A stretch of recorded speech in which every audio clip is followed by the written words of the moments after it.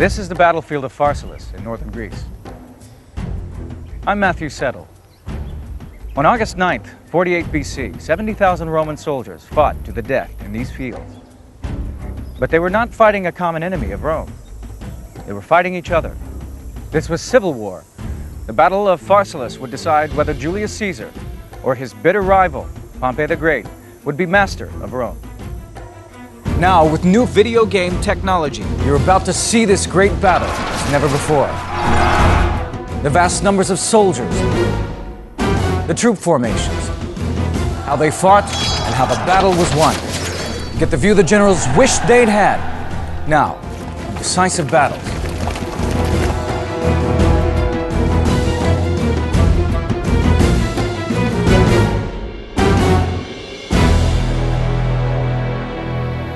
In 48 BC, Julius Caesar and Pompey the Great were the most powerful men in the Roman Empire. Caesar had been married to Pompey's daughter, Julia, but she had died while giving birth. And a few years earlier, Caesar, Pompey, and the immensely rich Crassus had together ruled the entire Roman Empire. Each man had tried to strengthen his position in Rome by winning new lands for the empire. But things began to go wrong in 53 BC, when Crassus invaded the eastern kingdom of Parthia. He wanted to be seen as the new Alexander the Great, but he never returned. The Parthians destroyed him.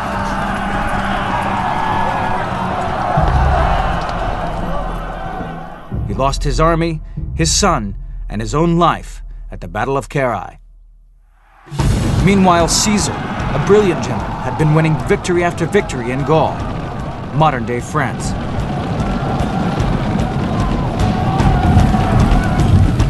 He made a fortune by selling hundreds of thousands of prisoners into slavery. He had charisma. He had the ability to make himself admired by men and loved by women. And he had a burning desire to expand his military reputation. Caesar is someone you either love or hate. Caesar attracts tremendous affection from his men. He has innovative policies, such as saying that he doesn't mind what his soldiers do when they're off duty, as long as they're good in battle. Caesar became rich from the spoils of war and wanted to return and govern Rome. But Pompey was already doing just that. He had been made a consul, one of two men elected each year to govern Rome. The 57-year-old general had also had an impressive military career. He had been tremendously successful in the East, where he had added vast lands to the empire and founded cities and towns before returning to Rome as the people's hero. He had fought in Spain, he fought against Spartacus, but his most outstanding victories were in the East. He was sent off to clear the seas of piracy, and he did it in 3 months. And that was astonishing to Rome. So that he had, coming back to Rome at the end of the 60s, a reputation as Rome's greatest general. Pompey was the elder statesman, the military elder statesman of the Republic. Pompey was well aware of Caesar's ambition, but Caesar was far away in Gaul, and he didn't consider him an immediate threat. Also, Roman law forbade any general from entering Italy with his army. Pompey appeared to be holding all the cards, but he was still worried. Caesar's popularity was growing daily with tales of his extraordinary victories across Gaul. But then he declared he would rather be the first man in a village than the second man in Rome. He wanted to be elected consul, just like Pompey. He was hugely popular with the ordinary people of Rome, organizing feasts and entertainments. He spent freely. His gladiators fought in silver armor. He had it, and he flaunted it. And he was ruthless. When he was 22, Caesar was captured and held hostage by pirates. They released him when he paid a ransom, and Caesar immediately set off after the pirates.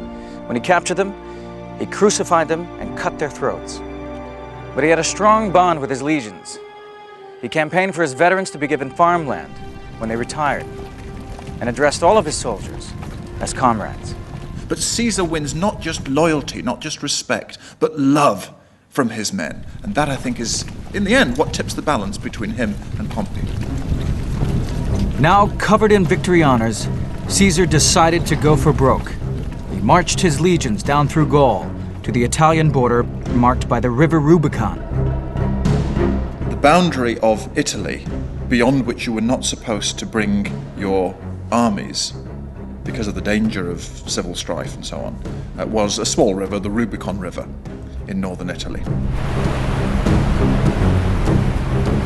11th January 49 BC, he crossed the Rubicon and entered Italy with his army.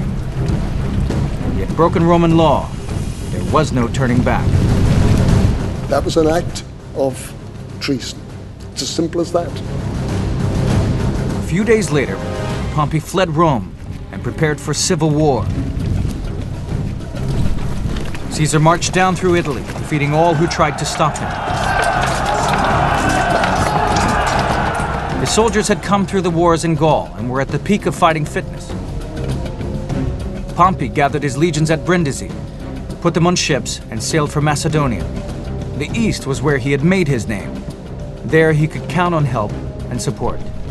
Caesar had no fleet, and it was more than a year later before he could follow with an army and face Pompey at Pharsalus. The stakes could not have been higher. The winner will control the whole Roman Empire.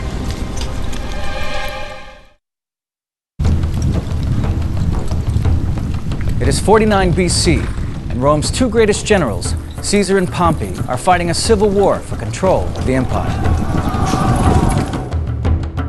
Caesar had 22,000 legionaries against Pompey's 45,000. He was outnumbered 2-1, but his troops were battle-hardened. They were veterans who had fought in Gaul. Pompey had placed his troops on high ground overlooking the sea so that he could bring in supplies.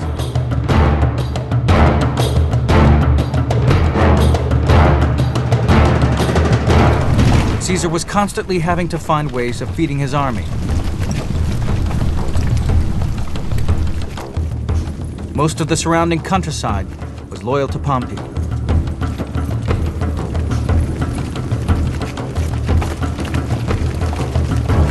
Warfare at this period was dominated by two main imperatives. First of all, don't lose in battle. And secondly, don't let your army be starved into surrender.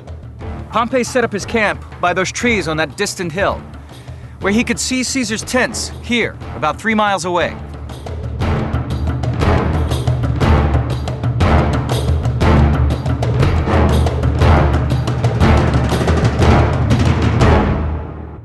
Pompey wanted to win, but he did not want to fight.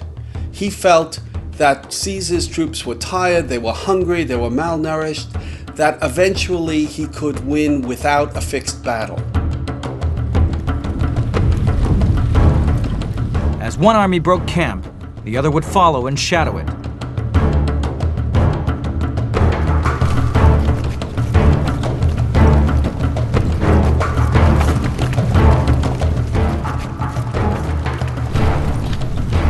But it was now summer and Caesar could find food more easily.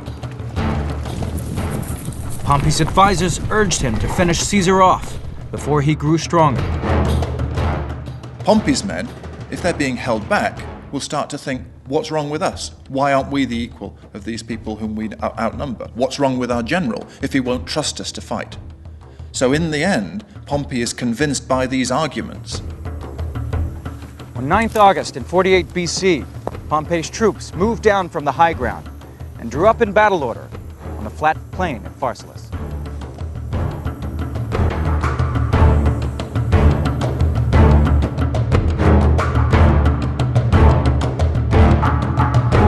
Both Caesar and Pompey had 11 legions. But Caesar's legions totaled only 22,000 men, supported by 1,000 cavalry.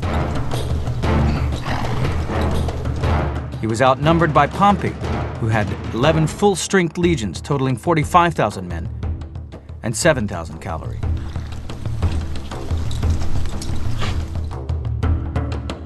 A Roman legion contained roughly 4,000 men.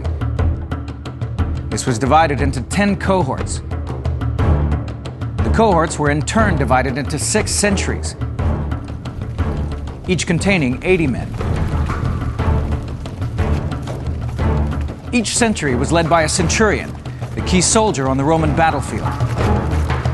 Caesar knew all of his centurions by name. The centurions in the Roman army were in a unique position. They were the backbone of the army. The centurions were trained and were picked for men who would stand their ground no matter what. Each man carried a 3/4 length curved shield with a brass boss at its center.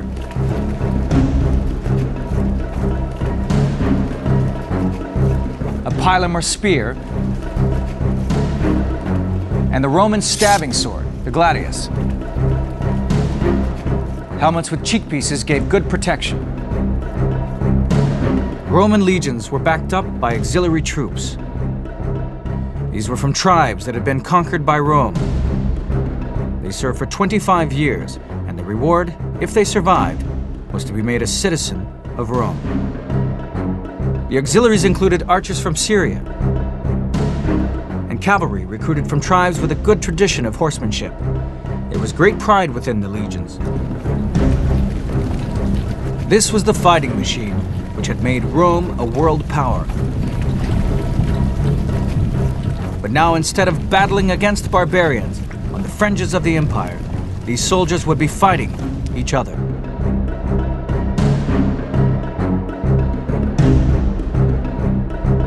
This meant that in the heat of the battle, it was difficult to identify the enemy. Everyone was dressed the same. So each side devised passwords that would enable them to identify friend from foe. Pompey's men had Hercules the Unconquered, while Caesar's side had Venus, the bringer of victory. Caesar led from the right wing, with Mark Antony, the officer and friend he trusted most, commanding the left. Both armies were drawn up in the traditional 3 lines, with the most experienced troops in the 3rd line. Pompey had 45,000 infantry to Caesar's 22,000. But his big advantage lay in his 7,000 cavalry, which outnumbered Caesar's 7-1. Caesar saw the threat from the enemy cavalry and removed a cohort from each legion to form a 4th line,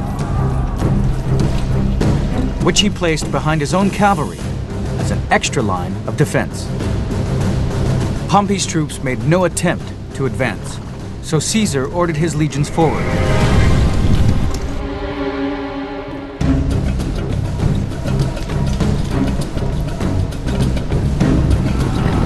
At that moment, Pompey's cavalry charged Caesar's cavalry, driving them back in disarray.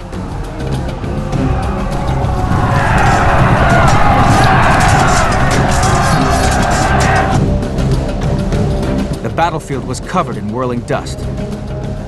Archers and slingers ran in behind the cavalry and began to pelt Caesar's flank. The stones and arrows rained in.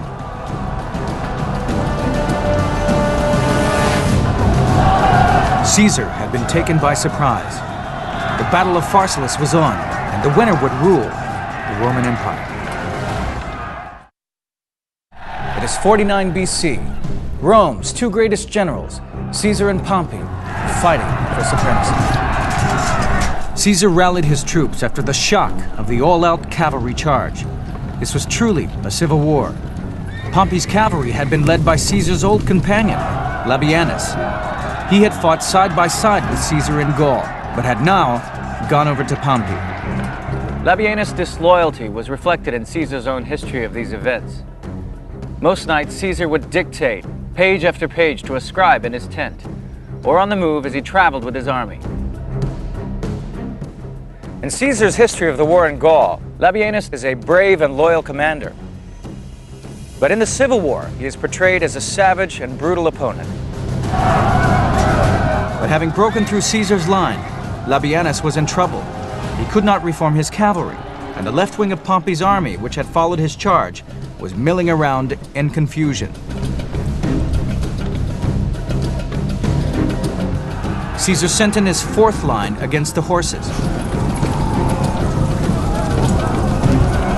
He ordered them to hold their pila upright and jab at horses and riders, like the spears in a phalanx.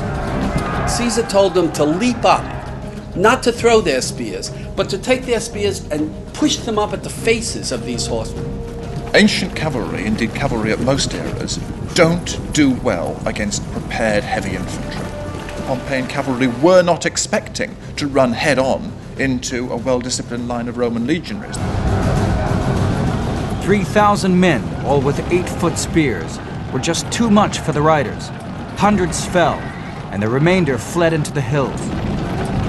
Caesar tells his men in the fighting line that even though they're outnumbered by the enemy legionaries, they can prevail because they're Caesar's men. And they do.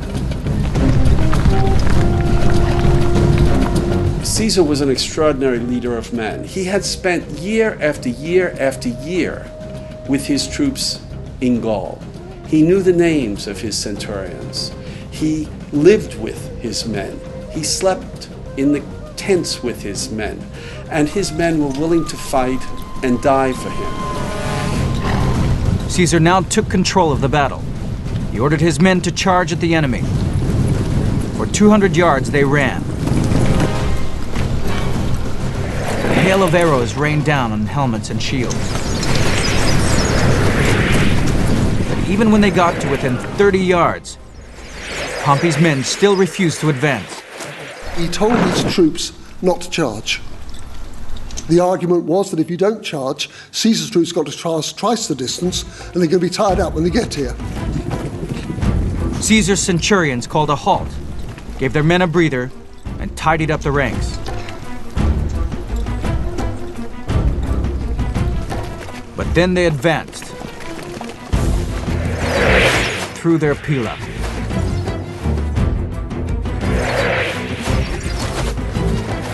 Pompey's army returned the volleys. Javelins flew from both armies at point-blank range. Both ranks collided, but they were evenly matched. Pompey's line held. It was a battle like no other, with opponents asking one another to get news of their fate back to their families.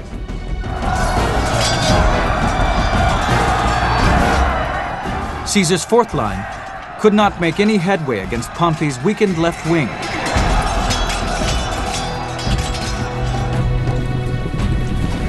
But then he ordered in his third line, which contained his most battle-hardened troops. Pompey's left wing broke completely, and standing in the center of his army, he saw his remaining legionaries turn and run.